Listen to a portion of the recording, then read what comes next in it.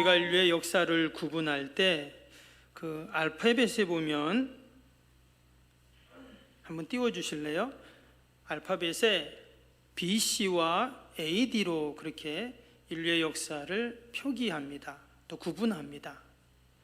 예전에도 한번 말씀을 드렸는데 여기서 이 기원이라는 말은 기록을 하기 시작한 기준이 되는 해를 말하죠.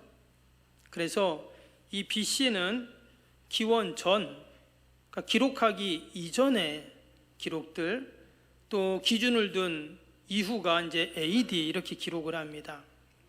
그럼 무엇을 기준을 잡아서 기록하고 또 뭘 기록했다는 말일까?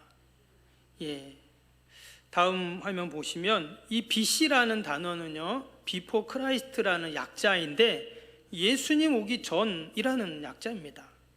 AD는 라틴어인데요, 아노 도미니라고 해서 주님의 해라는 그런 약자예요. 말 그대로 인류의 역사를 구분할 때 그러니까 예수님이 기점이 되는 겁니다.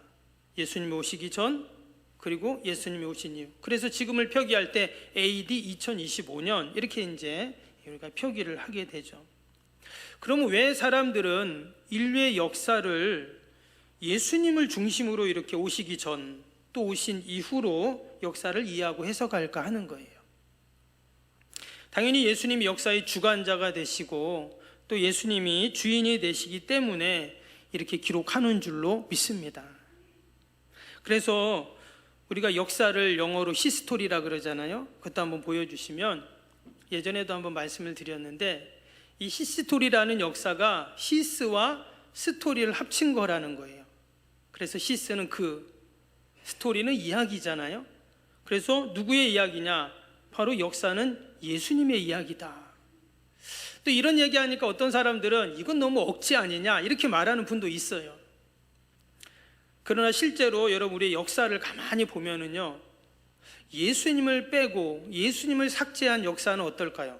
껍데기에 불과하다는 겁니다. 내가 인정하든 인정하지 않든 예수님의 역사에 여러분 주인공이신 줄로 믿습니다. 뿐만 아니라 내 인생의 주인공은 누구일까요? 사람들은 내 인생의 주인공은 나라고 생각합니다. 그러나 여러분 내 인생의 주인공도 예수님이신 줄로 믿습니다. 그래서 내 인생길을 지금까지도 그랬지만 이후로도 우리를 선한 길, 또 의로운 길, 이런 복된 길로 우리를 인도해 주시는 줄로 믿습니다. 그럼 왜 예수님을 내 인생의 주인으로, 또 내 인생의 중심으로 우리가 삼아야 할까요? 예수님이 내 인생의 중심이 될 때 여러분 어떤 일이 과연 일어날까요? 오늘 이 베드로전서 1장 말씀을 보면서 함께 은혜를 나누려고 합니다. 여러분 지난 주일 무슨 주일이었죠? 오늘은 무슨 주일일까요? 주보를 보시면 나오잖아요. 부활절 두 번째 주일이에요. 그럼 지난주는 부활절 첫 번째 주일입니다. 그럼 다음 주는 어떨까요? 다음 주는 어린이 주일이고 교회 창립 주일입니다. 그런데 교회력으로 보면 오늘이 부활절 두 번째 주일이기 때문에 다음 주는 부활절 세 번째 주일이 되는 거예요. 그 다음 주는 부활절 네 번째 주일. 그러니까 매 주일 어떤 주일이에요? 부활주일이라는 거예요. 지난주에도 말씀드렸죠. 안식 후 첫날이라는 단어가 아주 중요하다 그랬어요. 안식 후 첫날이 주일입니다. 그렇죠? 예전에는 성경에서 유대교인들은 안식일을 지키잖아요. 근데 우리는 주일을 지키잖아요. 그럼 주일이 뭐냐? 안식 후 첫날이 바로 주일이에요. 근데 그 안식 후 첫날 주일이 어떤 날이에요? 주님이 부활하신 날. 그래서 부활주일 때문에 매 주일은 어떤 날이냐? 부활주일이다 하는 말씀을 드렸어요. 그래서 우리가 매주 이 예배 자리에 나올 때마다 무엇을 생각해야 될까요? 주님 부활하셨습니다를 생각해야 되는 거예요. 부활의 주님을 만나고 우리가 부활의 신앙으로 견고해져야 된다는 거죠. 실제로 초대교회 성도들은 매 주일 예배를 드릴 때마다 부활주일로 여겼고 부활의 능력을 경험했습니다. 예수님이 십자가에 죽으시고 그 비참하게 죽으셨잖아요. 제자들 수많은 사람들은 그것을 다 보았습니다. 근데 예수님이 예고하신 대로 3일 만에 부활하셨어요. 여러분, 예수님의 죽음을 목격했던 그 제자들 사람들이 어땠습니까? 두려움에 빠졌어요. 혹이나 나도 그런 해를 입지 않을까 해서 사람들은 다 도망가고 막 다 숨었잖아요. 근데 부활하신 주님은 그런 두려움과 근심, 걱정 또는 죄책감, 낙심 이런 숨어있는 제자들을 찾아가셨습니다. 마치 죄를 짓고 동산 뒤에 숨었던, 나무 뒤에 숨었던 그 아담을 찾아가신 것처럼 예수님도 제자들을 찾아가십니다. 그리고는 뭐라고 하셨죠? 우리 아까 장로님도 기도하셨는데 너희에게 평강이 있을지어다 하면서 두려워하고 염려하는 그들에게 격려와 위로와 평강을 선물로 주셨습니다. 이후로 제자들이 완전히 달라지게 돼요. 그죠? 부활의 주님을 만났던 그들은 이전에 그 두려움, 그 무서움, 염려, 근심이 다 사라집니다. 용기와 담대함이 생겼어요. 평강으로 충만했습니다. 그러면서 모이기 시작해요. 여러분, 그 모임이 뭡니까? 그게 바로 교회인 거예요. 그때부터 지금까지 사람들은 그 부활의 주님을 만나고 부활의 주님의 소식을 듣고 부활의 주님을 생각하면서 모인 겁니다. 매 주일마다. 그게 바로 지금 우리 오늘 모인 이 바로 주일인 거예요.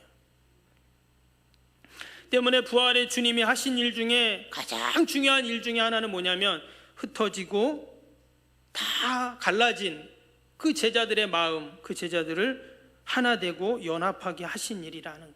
그래서 교회의 공동체는 어떤 공동체냐? 하나 되고 연합하는 공동체예요.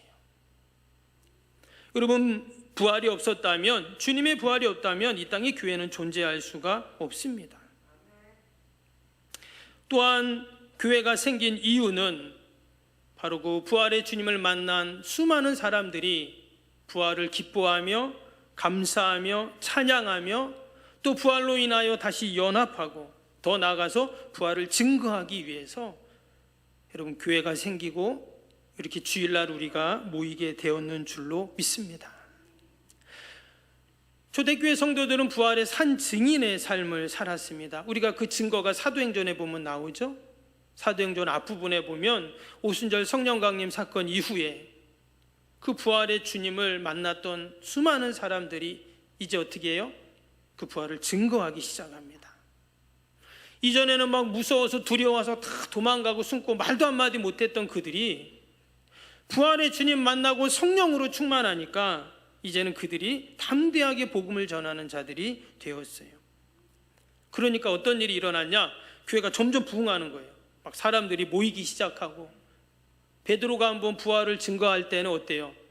막 3,000명씩 회개하고 주님께 돌아오는 놀라운 기적들도 막 일어났습니다.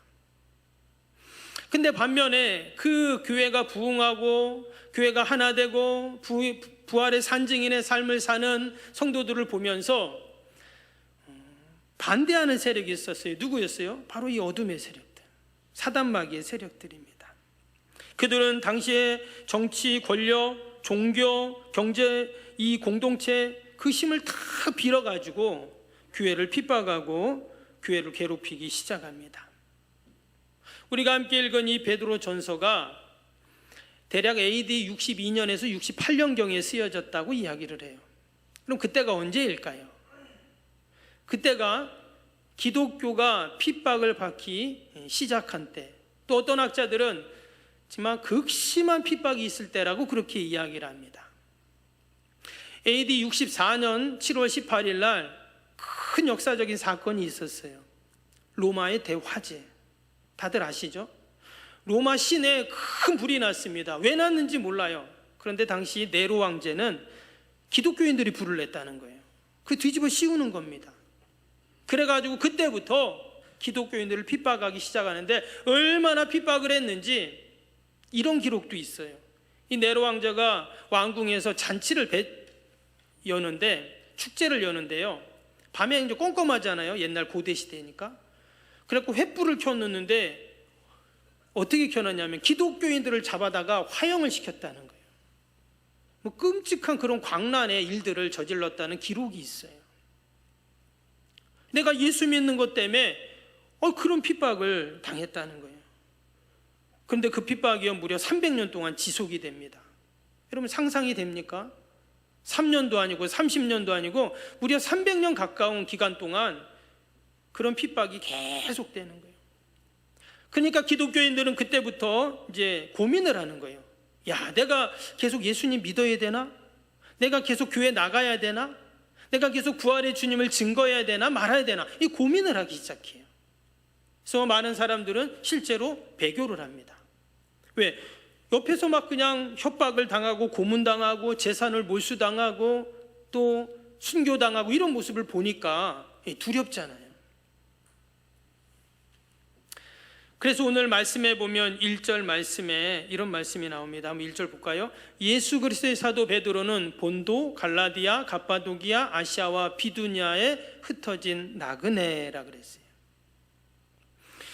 그 어마어마한 핍박과 고난이 오니까 사람들이 어떻게 됐냐? 이제 흩어지기 시작한 겁니다. 왜? 모여 있으면 이 기독교인들을 가만히 안 두니까 그래서 여기 보니까 뭐라고 했어요? 흩어진 나그네라는 표현을 썼어요. 이 단어가 아주 중요한데요. 왜냐하면 마치 이스라엘 백성들, 아니 이 성경에 나오는 믿음의 성도들, 더 나가서 저와 여러분도 마찬가지입니다. 여러분 우리는 이 땅에 사는 나그네, 더 정확히 말하면 우리는 저 천성을 향해 순례하는 이미 순례자, 여러분 나그네다라는 거예요. 실제로 핍박을 피해서 그들이 흩어지고 도망가고 그런 나그네의 삶을 살기도 했어요. 그러나 신앙적으로 우리가 이것을 이해한다면 어떻다고요? 저 천성을 향해 가는 이런 신앙적인 의미에서 우리는 다 나그네와 같은 삶을 살고 있는 줄로 믿습니다. 처음에는 부활의 주님을 만나고 성령 충만하니까 너무 좋았어요. 그런 사람들이 모이니까 어때요? 거기가 천국이거든요. 또 손해도 보고 내가 좀 어려움도 있고 또 희생도 하고 또 섬기는 삶이 피곤하거든요. 그래도 어때요? 마치 여기가 천국인 것처럼 너무 좋았어요. 그러니까 교회도 부흥하고 그랬어요. 그런데 시간이 가면서 그런 핍박과 박해가 점점 심해지니까 사람들은 다 흩어지게 된 것입니다. 근데 여러분 이러한 어둠의 세력, 악의 세력들은요 지금도 마찬가지예요. 지금도 세상의 힘을 빌어서 어떻게 합니까? 교회를 분열시키고 핍박한다라는 거예요. 어둠의 세력들은 2000년 전이나 지금이나 똑같습니다. 아니 도리어 더 교묘하고 더 치사한 방법으로 우리의 가정, 교회 또 우리의 삶을 공격하고 있다라는 거예요. 여러분 이러한 상황 속에서 우리에게 필요한 게 과연 뭘까요? 나그네와 같은 삶, 순례자와 같은 삶, 또 내가 신앙생활하고 믿음생활하는 것이 이렇게 힘들고 어려운 이때에 과연 우리가 가져야 할 게 뭘까? 오늘 베드로 사도는 그것을 이야기를 하고 있습니다. 우리 3절 다시 한번 볼까요? 3절 말씀입니다. 우리 주 예수 그리스도의 아버지 하나님을 찬송하리로다. 그의 많으신 긍휼대로 예수 그리스도를 죽은 자 가운데서 부활하게 하심으로 말미암아 우리를 거듭나게 하사 산 소망이 있게 하시며. 아멘. 여기 보니까 예수 그리스도의 부활로 인하여 말미암아 뭐라 그랬습니까? 우리를 거듭나게 하사 산 소망이 있게 하셨다고 했어요. 우리 한번 같이 해볼까요? 산 소망이 있게 하셨습니다. 부활의 주님이 우리에게 주신 게 뭐냐면 산 소망을 주신 거예요. 이런 우리 안에 산 소망이 있을 때 희한한 일이 일어나게 됩니다. 핍박이 핍박으로 보이지 않고 고난이 고난으로 보이지 않고 어떻게 한다고요? 소망을 갖고 산다는 거예요. 혹이라도 그런 생각을 할 수 있습니다. 소망을 가진다고 하니까 그래 내가 힘들어도 어려워도 내가 소망을 가져야지 그 말이 아닙니다. 이건 지금 여기 지금 뭐라고 했어요? 산 소망을 있게 하셨다 그랬어요. 그러니까 내 안에서 내가 소망을 가지려고 하고 내가 소망을 만드는 게 아니에요. 누가 주세요? 부활하신 그 주님께서 말미암아 나에게 소망이 있게 하셨다 이 말이에요. 여러분, 내 안에 소망을 가지면 뭐가 돼요? 마인드 컨트롤이 됩니다. 그런 분들이 있어요. 의지가 강한 분들. 나는 아무리 힘들어도 이 악물고 나는 참아, 나는 소망 가져, 이런 분들이 있잖아요. 그런 분들이 뭐 하나 하긴 하더라고요. 그렇죠? 뭘 해내요. 그런데 부활의 주님을 내가 믿고 그분을 바라보며 갖는 소망은 그런 마인드 컨트롤이 아니에요. 주님이 나에게 하늘로부터 산 소망을 막 이렇게 부어주시는 거예요. 제가 얼마 전에 어떤 책을 보는데, 여러분, 세상 사람들은 신을 어디서 찾는 줄 아세요? 이 뇌에서 찾는답니다. 과학자들이 과연 신이 있을까? 그럼 과연 신은 어디 있을까 봤더니 뇌에 있다는 거예요. 뇌에 어느 한 부분이 있는데, 우리 뇌입니다. 뇌 어느 한 부분인데 그걸 가스폿이라고 해요. 거기다가 자극을 계속 주니까 어떤 종교적인 체험을 하더라는 거예요. 그럴싸한 말 같잖아요. 그렇죠? 그런데 그래서 가만히 생각해 보면, 그러면 여러분, 나이가 먹고 점점 노쇠해지고 뭐 치매가 오든지 뭐 기억력이 점점 사라지든지 결국 이제 죽게 되는데, 여러분, 그러면 내 안에 있는 그 뇌에 있는 신은 어떻게 될까요? 그럼 그 신도 치매가 걸리고 그 신도 그냥 기억이 가물가물하고 결국 죽으면, 내가 죽으면 신도 죽고, 그러면 태어나면 신도 다시 태어나고, 여러분, 그게 무슨 신입니까? 그냥 자기들의 논리인 것이죠. 그냥 하나님 없다라고 말하니까 증명할 게 없잖아요. 여러분, 하나님이 있는지 없는지 증명을 어떻게 하겠어요? 없는 것도 증명을 못해요. 그러니까 그런 얘기를 하는 거예요. 그러나 부활의 주님께서 제자들을 만나시고 수많은 사람들을 만나시고 또 이 자리에 있는 저와 여러분 만나셔서 우리에게 늘 부활의 소망으로, 산소망으로 여러분 살게 하시는 줄로 믿습니다. 부활의 주님이 우리에게 주신 그 산소망으로 우리가 충만할 때 어떤 일이 생길까요? 오늘 3절 말씀 다시 보니까 이렇게 시작하죠. 우리 주 예수 그리스도의 아버지 하나님을 찬송하리로다 그랬어요. 밑에 6절도 한번 볼까요? 6절에 뭐라 그랬냐면, 그러므로 너희가 이제 여러 가지 시험으로 말미암아 잠깐 근심하게 되지 않을 수 없으나 오히려 크게 기뻐하도다. 또 8절도 보세요. 예수를 너희가 보지 못하였으나 사랑하는도다. 이제도 보지 못하나 믿고 말할 수 없는 영광스러운 즐거움으로 기뻐하니. 여러분, 부활의 산소망으로 충만해지면 뭐가 생긴다고요? 기쁨이 생긴다는 거예요. 지금 베드로가 찬송하면서 시작해요. 지금 당시 상황이 어떤 상황이라고 했습니까? 극심한 고난의 상황, 핍박의 그런 상황이에요. 그런데 지금 찬송한다, 기쁘다, 즐겁다, 뭐 실성한 사람입니까? 아니에요. 부활의 주님께서 우리에게 산소망을 주니까 그러한 기쁨으로, 영광스러운 즐거움으로 기뻐한다 그랬어요. 이것은 내 안에서 나오는 기쁨이 절대 아니에요. 말씀드린 것처럼 그 소망이 어디서 온다고요? 하나님이 우리에게 산소망을 있게 하시는, 부어주시기 때문에 이러한 은혜가 있는 줄로 믿습니다. 그래서 오히려 고난이 오고 핍박이 오면 어때요? 짜증내고 뭐 화가 나는 것이 아니라 도리어 더 크게 기뻐한다 하는 겁니다. 여러분, 저와 여러분 안에 늘 이 부활의 주님으로 인한 산소망이 충만하기를 주님의 이름으로 축복합니다. 로마서 5장 3절 4절 말씀처럼 다만 이뿐 아니라 우리가 환난 중에도 즐거워하나니 이는 환난은 인내를, 인내는 연단을, 연단은 소망을 이루는 줄 알미로다.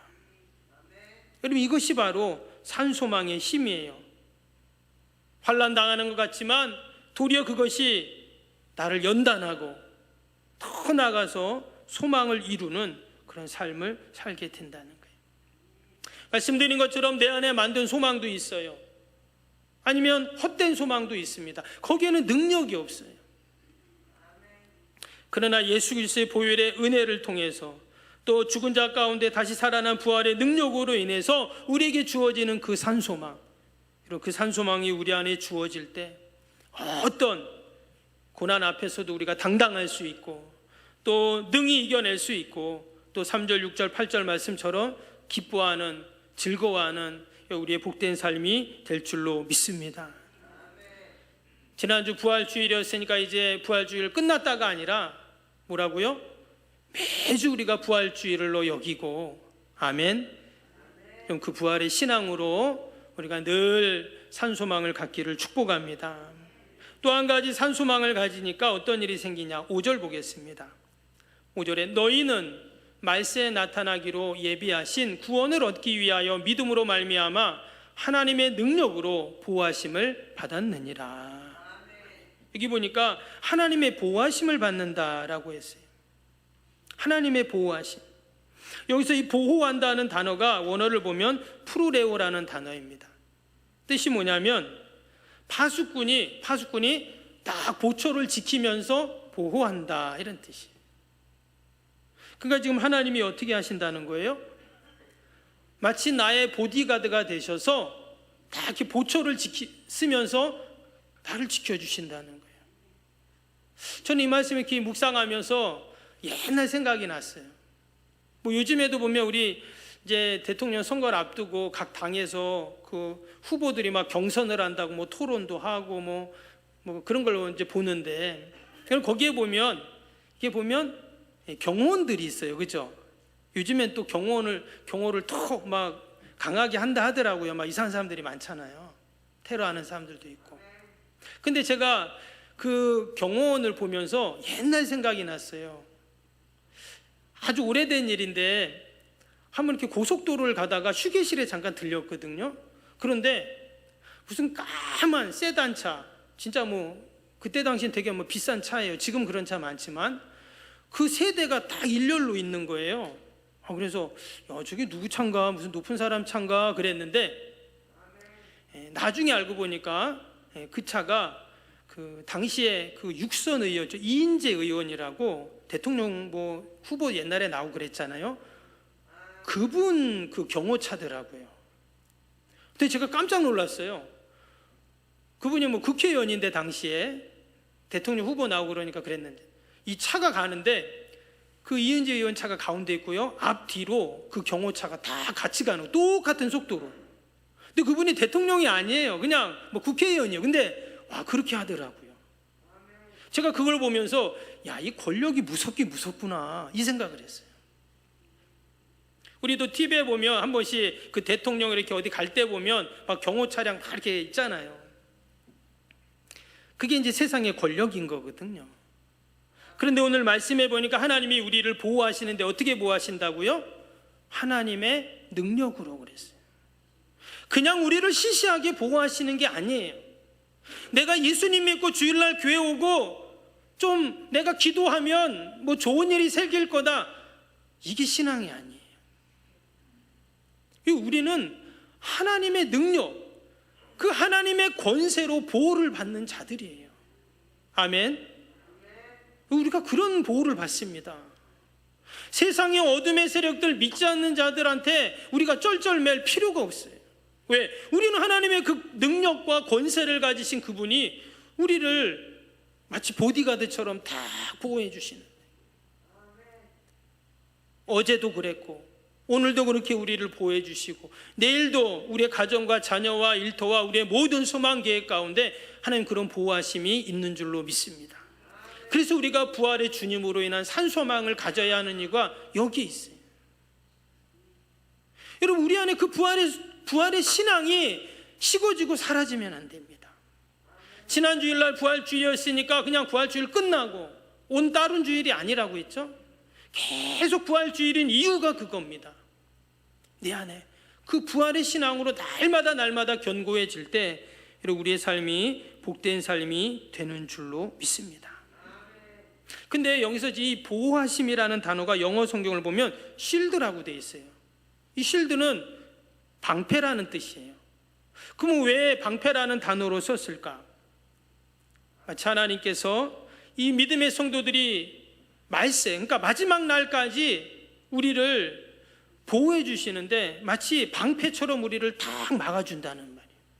저는 이 방패, 성경의 이 방패라는 단어를 참 좋아합니다. 그래서 이 말씀을 자주 한 번씩 드리는데, 여러분 방패는요, 방패 뒤에 있으면 안전하잖아요. 근데 방패 앞에는 어떨까요? 여러분 방패가 있는데 방패 밖에는 어때요? 적의 공격을 받는 거예요. 근데 방패 뒤에만 딱 있으면 어때요? 안전해요. 아무리 불화살이 날라오고 적군이 칼을 휘두르고 창을 던져도 방패 뒤에 있으면 안전한 거예요. 여러분 교회가 우리의 방패입니다. 아멘. 하나님의 말씀이 우리 인생의 방패인 거예요. 부활의 주님이 주시는 산소망이 여러분 우리의 방패가 되는 줄로 믿습니다. 시편 115편 9절에서 11절 말씀 보면, 이스라엘아 여호와를 의지하라. 그는 너의 도움이시여 너의 방패시라. 아론의 집이여 여호와를 의지하라. 그는 너의 도움이시여 너의 방패시로다. 여호와를 경외하는 너희는 여호와를 의지하라. 그는 너의 도움이시여 너희의 방패시로다. 하나님은 늘 우리의 여러분 방패가 되시는 줄로 믿습니다. 우리 아이들이, 꼬마 아이들이 형들한테 막 그냥 얻어맞고 못해요. 엄마 뒤로 숨고 아빠 뒤에 숨잖아요. 우리가 주님이 방패이기 때문에 주님 뒤에 숨는 겁니다. 어떻게 그 무시무시한 십자가에 죽으신 그 예수님, 그 모습을 봤던 제자들이 다 숨어버렸는데 어떻게 그렇게 담대하고 용기가 생길 수 있었을까요? 그 부활의 주님을 만나고 그 부활의 주님 뒤에 딱 숨으니까, 방패가 되시니까 그런 담대함이 여러분 생겼는 줄로 믿습니다. 정말 오늘 5절 보시면 하나님의 그런 보호하심, 또 우리가 그런 부활의 산소망을 가질 때 여기 아주 중요한 단어가 나왔어요. 뭐냐면 믿음으로 말미암아라는 단어예요. 믿음으로. 결국 우리가 그것을 어떻게 한다는 거예요? 믿어야 된다는 거예요. 주님이 부활하셨다는 걸 믿고, 그 부활의 주님이 나에게 산소망을 주신 것, 그래서 나를 보호해 주신다는 것, 어떻게 해요? 믿어야 된다는 거예요. 결국 믿을 때 우리에게 그런 귀한 능력과 은혜가, 보호하심이 날마다 넘칠 줄로 믿습니다. 그래서 아래 7절 보세요. 너희의 믿음은 확실함은 불로 연도 하나에도 없어질 금보다 더 귀하여 예수 그리스도께서 나타나실 때 칭찬과 영광과 존귀를 얻게 할 것이라 그랬어요. 하나님이 그 믿음을 너무 귀하게 보세요. 그래서 어떻게 한다고요? 칭찬과 영광과 존귀를 얻게 하신다 그랬어요. 그래서 우리가 이 귀한 믿음을 늘 간직해야 돼요. 그래, 부활의 주님이 나와 함께 하시지, 내가 부활의 산증인의 삶을 살아야 돼. 내가 늘 그 부활의 소망을 갖고 방패 되신 그 주님 뒤에 숨을 때 내가 안전하고 보호돼. 이런 믿음을 우리가 갖고 살 때 어떻게 해요? 그것이 금보다 더 귀하다 그랬어요.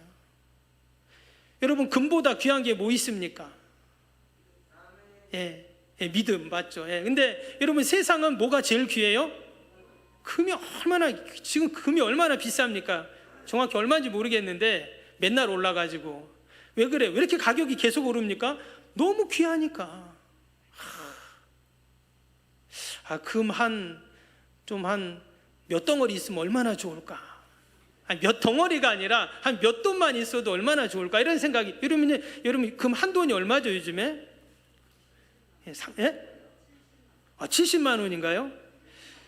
이야, 한 돈 요만큼이잖아요, 그렇죠? 금이 없어가지고 전 잘 모르겠는데, 요만한 거 금 한 돈이 70만 원이, 와, 그만큼 여러분, 금 얘기하니까 벌써 웅성웅성하시네. 얼마나 좋습니까? 금 얘기만 해도 좋은데 금을 갖고 있으면 얼마나 좋아요. 근데 여기 뭐라 그랬어요? 금보다 더 귀한 게 있다 그랬어요. 뭐요? 믿음. 주님이 부활하셨다는, 그리고 그 부활의 산소망을 우리에게 주셨다는 것을 믿을 때, 여러분 그것이 우리에게 가장 귀한 줄로 믿습니다.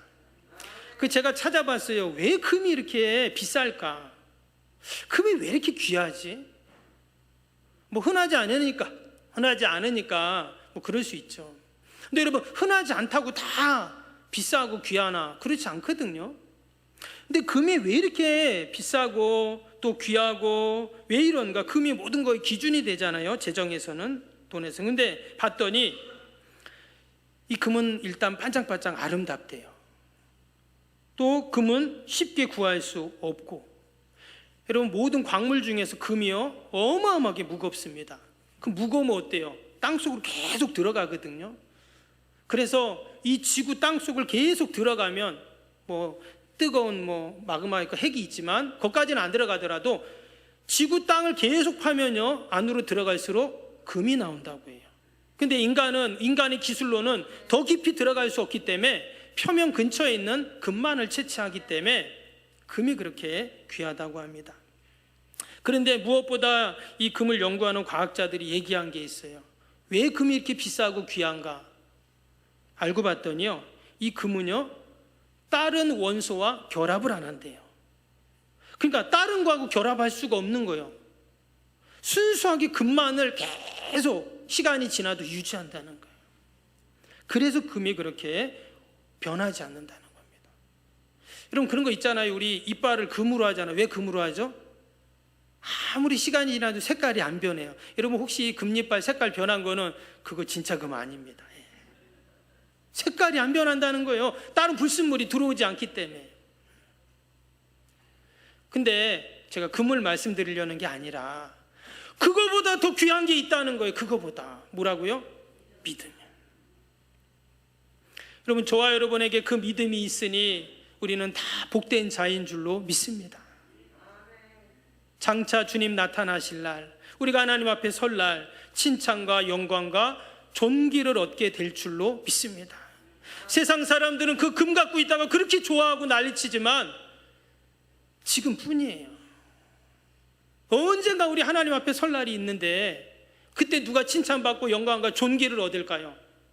여러분, 금이 아니라 믿음 갖고 있는 부활의 산증인의 삶을 산, 부활의 그 산소망을 가지고 이 땅에서 살아간 저와 여러분들에게 그러한 칭찬과 영광과 존귀가 분명히 있을 줄로 믿습니다. 한 주간을 살면서도 우리가 부활의 신앙으로 또 부활의 산소망으로 더 승리하는 저와 여러분 되기를 주님의 이름으로 축복합니다.